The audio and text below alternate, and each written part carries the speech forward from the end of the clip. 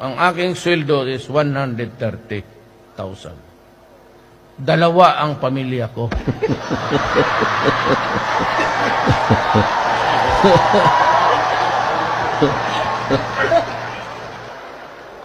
Kaya ako, shoestring.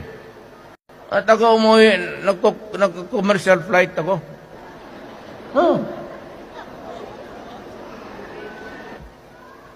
Kaya lang, last to board, yung pag-board out, tapos dito ako magdaan sa likod.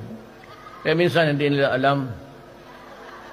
Kasi kung malaman kaya ng isang panahon, nagtakbuhan sa likod lahat, ang eroplanong lipad, gumanon, akala mo mag-take off na naman, oh. Nasa taas na tayo. Ang piloto, sige naman, please, ladies and gentlemen, mahulog talaga tayo kayo dito. Sabi ko, okay lang kasi yung maganda doon tumabi sa akin. Pag mahulog tayo nito, di heaven.